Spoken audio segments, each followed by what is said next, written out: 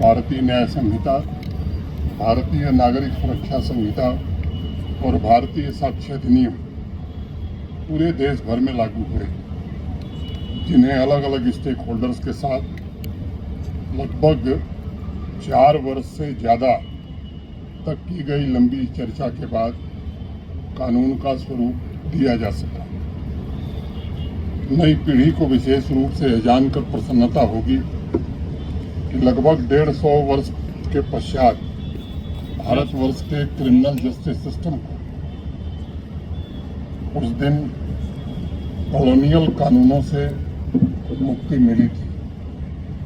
आवाम को यह भी समझने की जरूरत है कि इस क्रांतिकारी रिफॉर्म के द्वारा गुलामी के चिन्हों को मिटाने में यह देश सफल रहा है।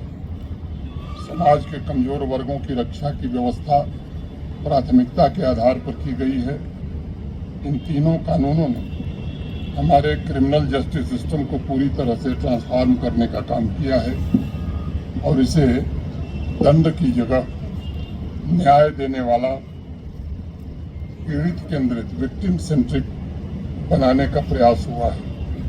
इस प्रदर्शनी में हालांकि आप लोगों को बहुत सारे डिटेल्स उपलब्ध कराए गए हैं, लेकिन संक्षेप में मैं इन कानूनों के निर्माण के अत्यंत रोचक पहलू को आपके सामने साझा करना चाहूँगा। दिनों में क्राइम ब्रांच जम्मू और जिला स्तर पर भी इस तरह के आयोजन भविष्य में हम कर सकें।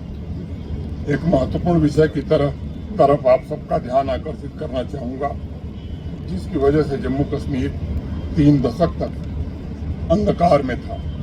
वह है आतंकवाद, टेररिज्म।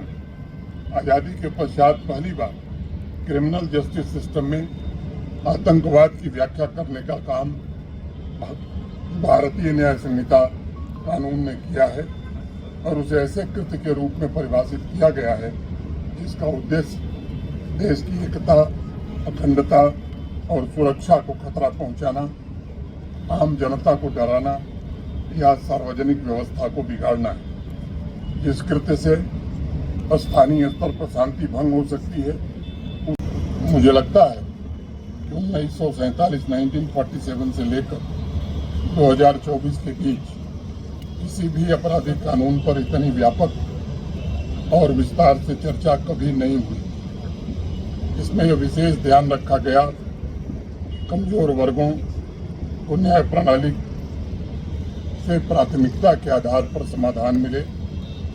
सभी विद्यार्थियों, सिविल सोसाइटी के मेंबर्स और अभिभावकों को आवाम में जाकर हमें बताना होगा कि इन कानूनों में सबसे पहली प्राथमिकता महिलाओं और बच्चों के खिलाफ होने वाले अपराधों को दी गई।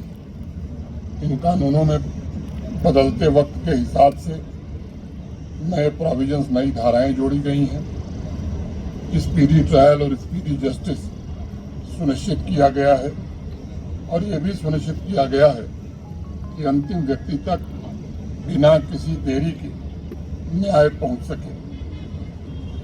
हमारी संस्कृति में कहा गया है,